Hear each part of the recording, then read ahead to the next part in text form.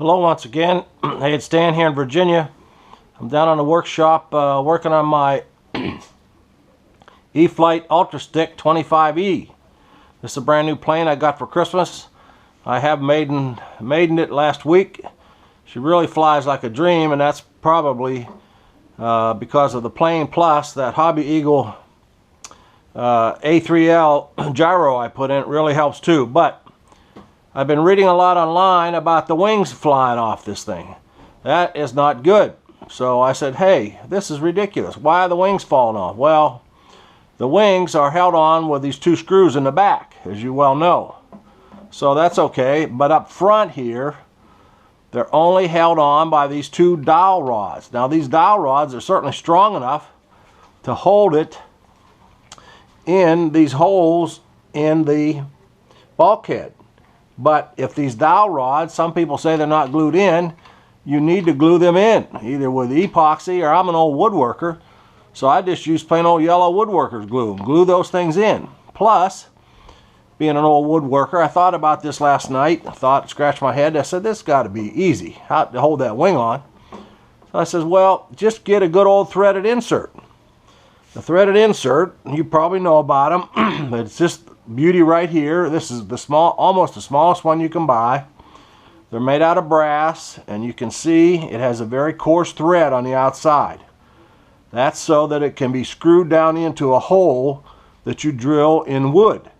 But on the inside of it, you can see it's got machine threads, so you can run a hex bolt or nut or screw down inside here. And I use them a lot in woodworking. They're great for making like bedposts and put them together, or bookcase shelves that if you want to build them so that you can take them apart and put them together. They'll hold up. They're, you know, it's metal on brass threads. So what I did, I simply took my wing and I measured very carefully. This wing is exactly, these pins are exactly 2 inches apart. I put a little dot there at the 1 inch mark. And this, they will tell you when you buy these things at the hardware store, this little gem cost me 57 cents at the local Ace hardware store. It's all it costs.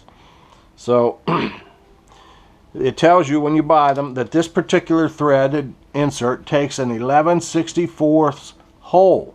You have to drill an 11/64 hole so that you can screw this thing in. So I put this thing down like this. And I didn't even use a drill. I did use a drill on this. I take that back. I used a drill very slowly, because this is, of course, your balsa wood spar right here. And you're going to drill, you can see the edge of it. That's it, right there. So you're going to drill all the way through it. So you will drill very slowly. And I actually took a craft knife before I started drilling, and I sort of cut this cover and cut a hole around there so it wouldn't tear it. You got to drill very slow.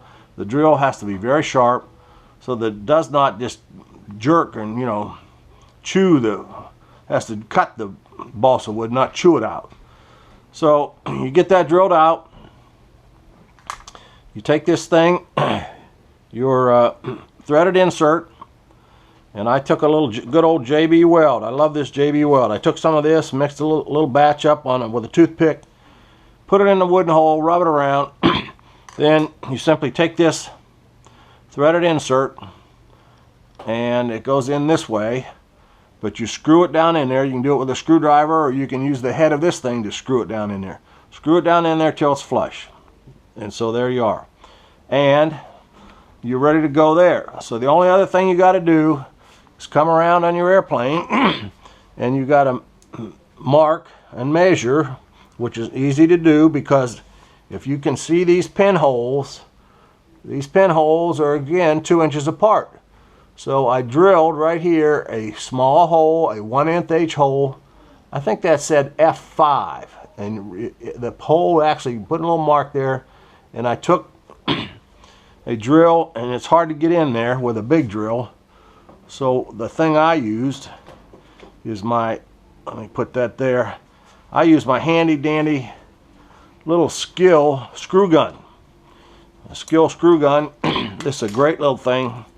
but it's not a drill, it's a screw gun. But if you have these kind of bits that have a hex shank on them, this allowed me to get down low in here, in that space, and drill a 1/8 inch hole right through the center of that. So all I got to do now, that's all dried up, that this stuff dries in about 10 seconds, put the old wing on there, come around the front, and run that screw in, and I'll be good to go.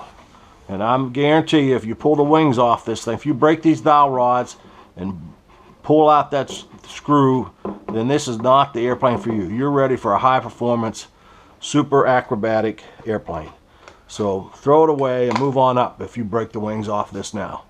So there you go.